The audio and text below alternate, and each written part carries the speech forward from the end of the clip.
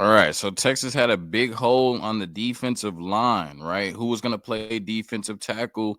They needed some reinforcements this week. They went out and got those reinforcements in the transfer portal, and we discuss on today's episode of Locked On Longhorns.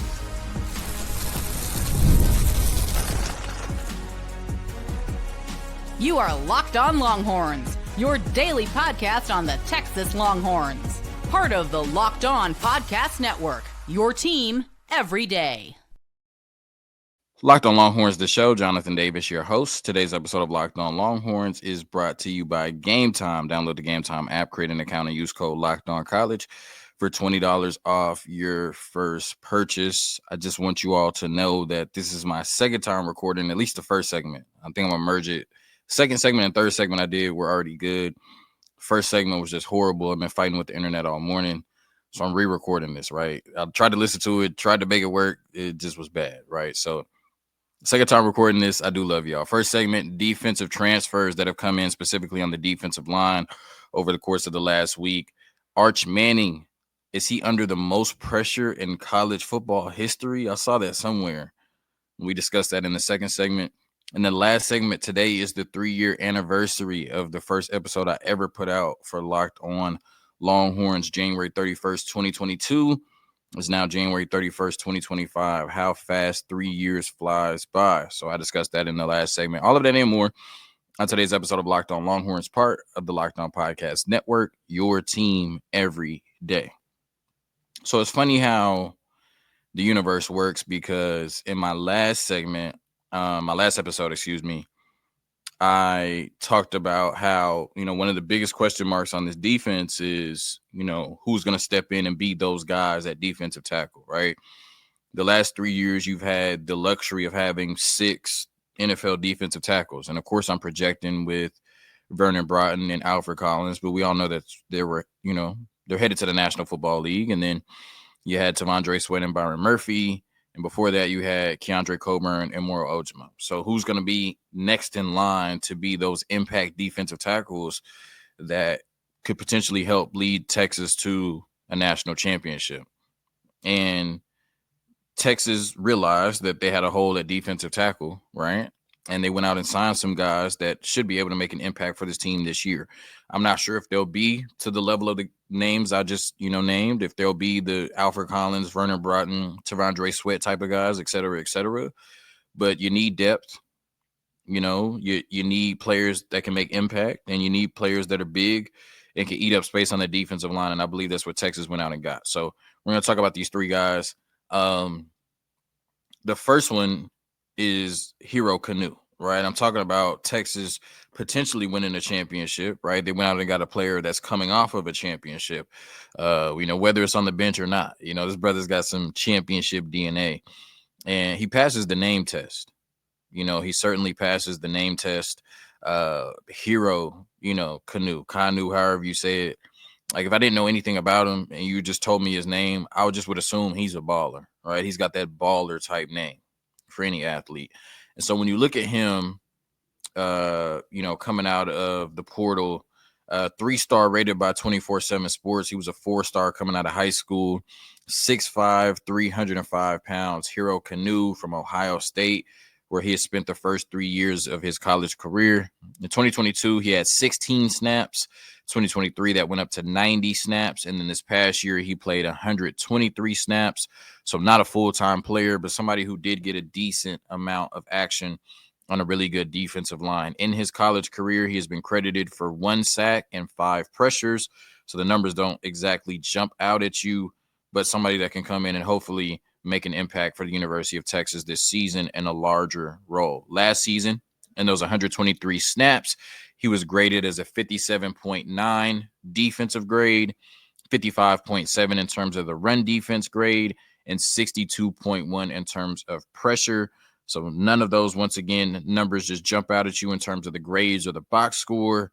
But like I said, a player that potentially could make an impact for Texas in a larger role this year. The most snaps he had in the game this year was 26 against Marshall. He had 14 against Tennessee in the playoffs. But we know Ohio State was whooping up on Tennessee. He had 13 against Michigan State and 11 against Purdue. every other game was in the single digits. And out of those 123 snaps that he had, 109 of those came in the B gap. So pretty much for Ohio State this year, he was exclusively between the guard and the tackle. He had 12 snaps over the tackle, and then he had 2 snaps in the A gap between the center and the guard. So, like I said, the numbers don't necessarily jump out at you. The grades don't necessarily jump out at you. 6'5", 305 pounds, but a player that should be able to step in and make an impact for the University of Texas this season, whether it's a depth, a rotational player, a few splash plays, whatever it is. Hero Kanu. He has the name of a baller, and hopefully this year for Texas, he has the game of a baller. And like I said, he has that championship DNA, and you never can take that for granted. That might mean, something at practice. That might mean something in the locker room. So excited for him to come over. The next player that we brought in is Cole Brevard from Purdue, big defensive tackle. 6'3", 333 pounds. And he has been more of a full-time player. So he started his career at Penn State, only played 1 snap in 2021, transferred to Purdue, where he played 275 snaps in 2022, 416 snaps in 2023, and then 392 snaps in 2024. Overall, 1,084 snaps in college football. So he is very experienced. 32 total pressures in his college career and 3 sacks. He had 16 pressures this season, and the grades are really good for Cole Brevard, right? Let me look and see, because I had it pulled up, the Texas transfers. Hold on. Texas 2025 football commits. Because I want to see where he was ranked coming out of high school, or how they had him. So he was a 4-star coming out of high school, a 3-star rated in the portal right now, which he has some pretty solid numbers for a defensive tackle. But let's go back and look at him. So 75 grade overall for defense this year, 72.4 run defense grade, 68.6 pressure grade. So that's what you would like to see from a defensive tackle. Very productive in his 392 snaps this year. His best games this year came against Indiana, who was a playoff team, 75.9 overall grade, Northwestern, 79.2 grade, and then Oregon State, 73.8. So certainly pretty, had some really good games this year, and then overall was graded really well by Pro Football Focus. In those 392 snaps this year, 308 of them came in the A gap. So it does a lot of his work between the center and the guard. But 83, he does show the flexibility to play in the B gap once again, between the guard and the tackle. And then he had 1 snap over the tackle. So he's going to be inside for the University of Texas. So I like the game. I like the grades. 6'3", 333 pounds. Like I said, 16 pressures on the quarterback last year, 3 sacks in his college career. Good size, should be able to stuff the run. I think he brings a lot to this Texas football team. Out of the 3 players they brought in the portal this week, he definitely intrigues me the most. And then the last one coming from North Carolina is Travis Shaw. Now, this one is interesting because he's a 3-star in the portal, but he was a 5-star coming out of high school, right? So one of the highest graded recruits in his class. Hasn't necessarily panned out that way at North Carolina, but maybe Kenny Baker and Pete Kwiatkowski can tap into that. And, this could be a gem out of the portal. So we're looking at Travis Shaw from North Carolina. Didn't want to stay with Bill Belichick. Maybe didn't have the opportunity to stay with Bill Belichick. I'm not sure. But last 3 years at North Carolina, 626 snaps overall, including 337 snaps this past year.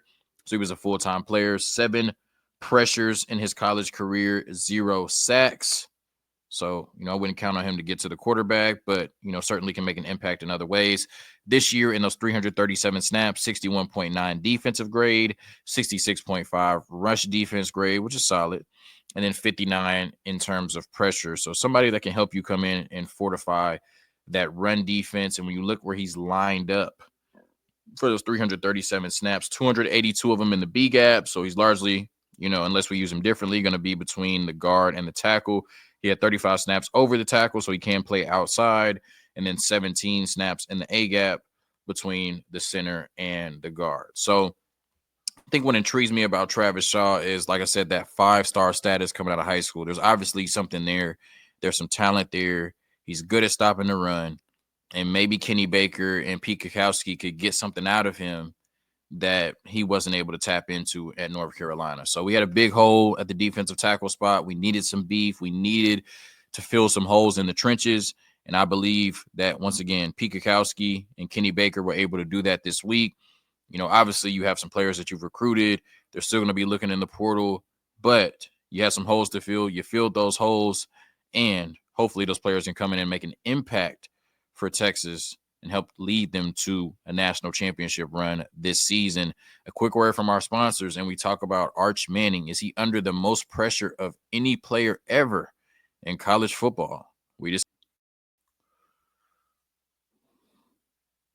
All right, today's episode of Locked On Longhorns brought to you by Gametime. Attending NFL playoff games is an experience like no other. The energy, the excitement, and the connection with other fans are unmatched. I remember the thrill of seeing my favorite team clinch a playoff win live. It's a memory I'll never forget. This year, Gametime makes it even easier to create those unforgettable moments with their new feature, Gametime Picks. It filters out the fluff and shows you only the best deals on great seats so you can focus on what matters, being there. Right? When you look at some of the best features of the Gametime app, curated deals make it easier to find the best price on great seats. The Super Bowl deal is the best value for that event. Seat views before you buy, on-time ticket delivery, lowest price guarantee, event cancellation protection, job loss protection, etc. Take the guesswork out of buying tickets with Gametime. Download the Gametime app, create an account, and use code LOCKEDONCollege for $20 off your first purchase. Terms apply. Again, create an account and redeem code LOCKEDONCollege for $20 off. Download Gametime today. Last minute tickets, lowest prices, guaranteed.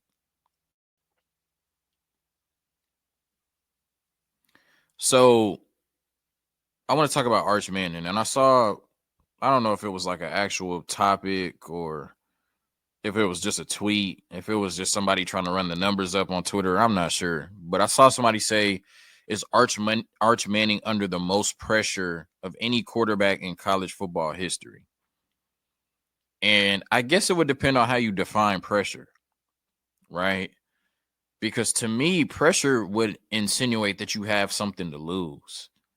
And I really don't think Arch Manning has anything to lose this year. And I also don't think it's fair, and nor do I think we ever have put championship or bust on the shoulders of a player in college. Now, certainly coaches, certainly programs, I feel like that kind of was just the Ryan Day situation, even though they would have brought Ryan Day back. But without winning this championship, I mean, he would probably go into this year in the hottest seat in college football. Now he's good. You know what I'm saying? Like, he is good. That's pressure. Like, because he was in danger of losing his job. Maybe not this year, but eventually. That's pressure. To me, I just don't see what scenario would put Arch Manning in a position where he's under a ton of pressure at the University of Texas. First of all, he's a good football player. So if there's this notion that like he's going to fall flat on his face, if he's just going to be trash, if he's going to be Jackson Arnold, like, but I just don't see that. Like, do people realize, like, we've seen obviously we haven't seen a whole season of Arch Manning or anything like that, but we've seen a pretty good sample size. Like, he's played over 100 snaps, right? Like, let's look at this and see how many snaps he's played, not including what he did against Texas Tech last year. Let's just look at the offensive snaps, right? 233 total offensive snaps. And Arch Manning was graded as an elite player by Pro Football Focus. We saw a lot of flashes of elite from Arch Manning. So in terms of pressure, I don't think there's any. I know we're Texas fans, so we're obviously going to believe that he's good. But, like, I don't see any scenario in which the talent he has around him, what he brings to the table, and the offensive system he's in with Steve Sarkisian, that he's just going to come out and not be good. Like, there's just too good of an infrastructure around a really, really good player for him to fall flat on his face. So I don't think there's any pressure in that regard. Then I don't think he has anything to lose, right?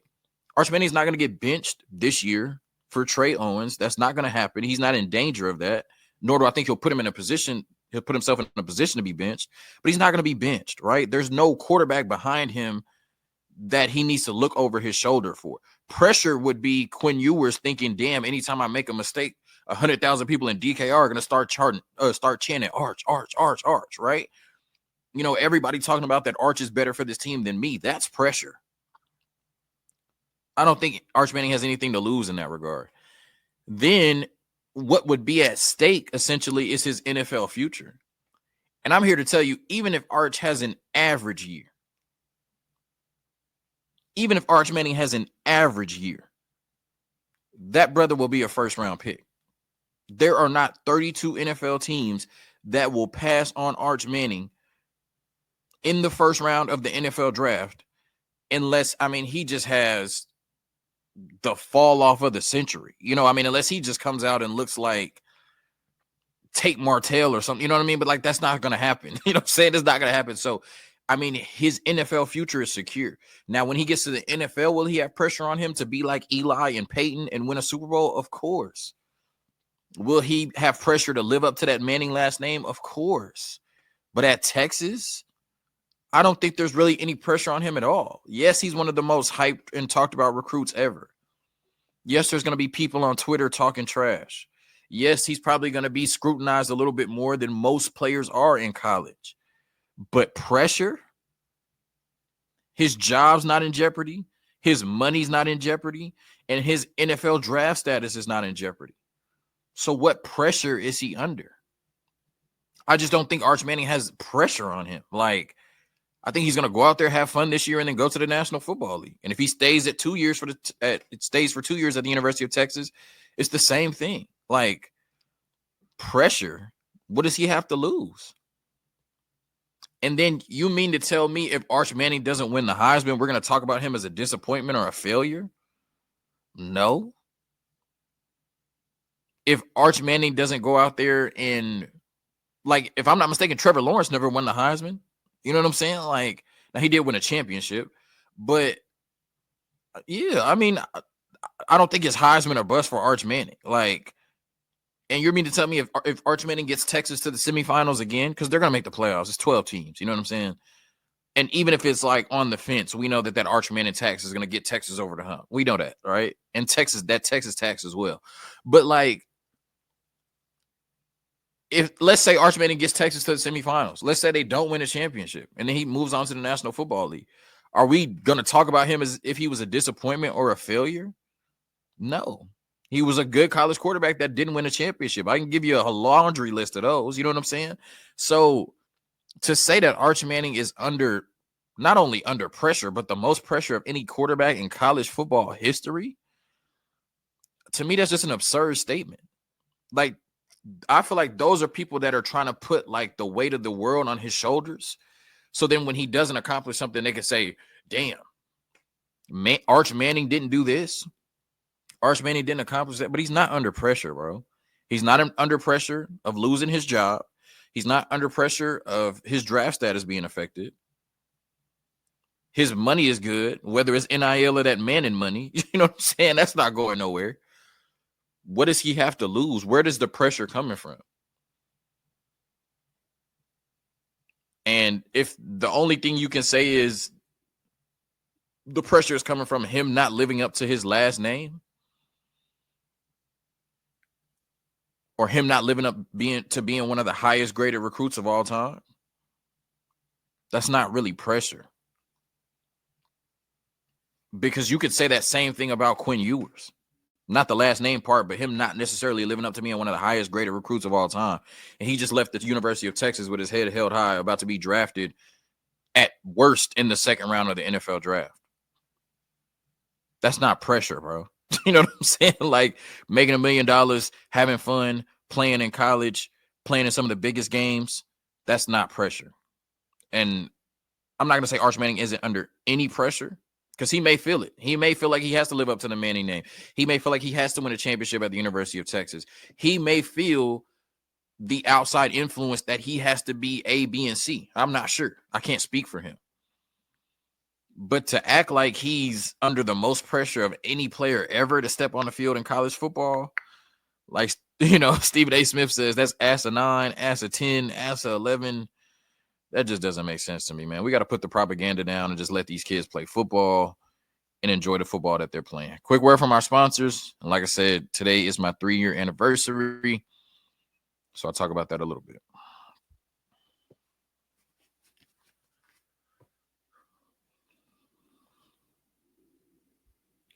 So 3 years ago, I put out my first episode for Locked On, and I swear it took me like 7, 8 hours to do it. Like I woke up like 3, 4 in the morning, and I just kept recording it. I kept messing up, but I just kept doing it over and over again. But man, this has been a hell of a journey for me. And I'm so appreciative of everything that you all have given me the opportunity to do. Just being able to talk about Texas these last 3 years, being able to cover the good years. You know, I started right after a 5-7 season, and we've gone 8-5. You know, and then 2 back-to-back semifinal appearances in the playoffs. You know, and so I have fun covering one of the best teams in the country. The interactions I've had with you all, the interactions I've had with other fan bases, you know, just the doors I've been able to walk into, the people I've been able to meet. Some really good experiences being a host at Locked On, and it's a paid gig, so you know that helps as well. And just to have over 4,000, almost 5,000 subscribers on YouTube, these are just things I never imagined, right? You know, people downloading my podcast audio in all type of different countries. You know, I remember one time, like when the war was going on, there was some downloads in Ukraine. I'm like, you know, it was like, not to be insensitive, but I'm like, damn, you know what I'm saying? Like, so anyways, it's just really blessed to be in this position of being able to do this for 3 years now. You know, when I was growing up, I always wanted to be on ESPN. And I felt like when I was growing up, ESPN was certainly the gold standard. You know, Stuart Scott, excuse me. Rest his soul, Stuart Scott. You know, guys like that, like, you know, waking up every day watching ESPN, Sports Center, the top plays, you know, PTI, even though they're still on with Kornheiser and Wilbon. You know, First Take, before it became what it was, like, you know, pardon the interruption. I know they're getting rid of it. I already said that. Around the Horn. I mean, just like all the different shows on ESPN, like that was the gold standard for me. And I always wanted to be on ESPN. I always wanted to be like Stephen A. Smith and Skip Bayless. And as I've kind of grown up, you know, journalism has taken a turn. And, you know, in my life, when I went to college, I was a broadcast journalism major, but I kind of lost my passion for it.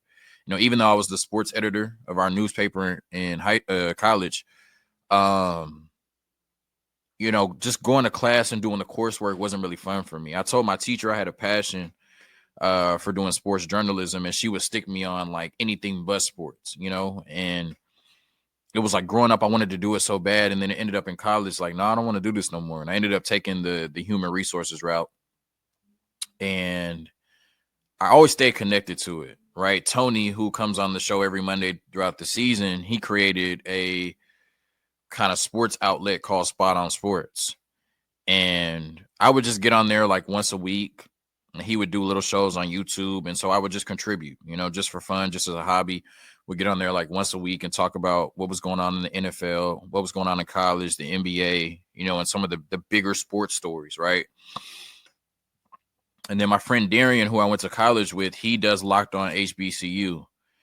And I saw what he was doing, the moves that he was making, and I asked him about it. You know, I asked him, like, you know, how'd you get to Locked On? And he gave me, you know, a number and told me to reach out. He told me to find a show that was vacant that I might be interested in, and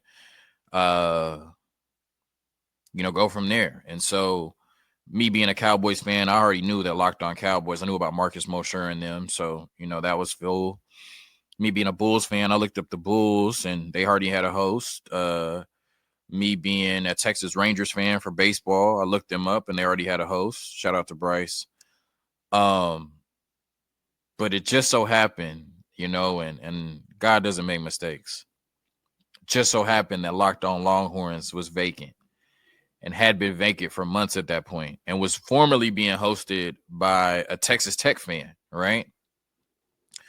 And so I reached out to Zach, who is our Locked On Auburn host, but also the college channel manager, and told him I was interested.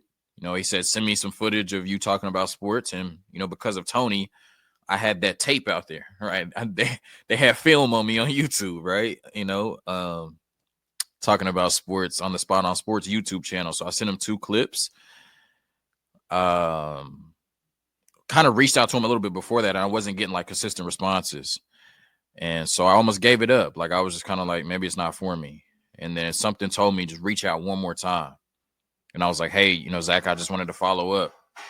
And the next thing I was hired and I was putting out shows. So, like I said, 3 years ago today, my first show came out on audio. I think I did my first YouTube show on February 2nd. Started from 0 subscribers. We're almost at 5,000. So just wanted to say 3 years in. Hopefully I'm here for another 3. But thank you all sincerely. Like, thank you all. I know this gets hard sometimes. It gets draining putting out as many episodes as we do.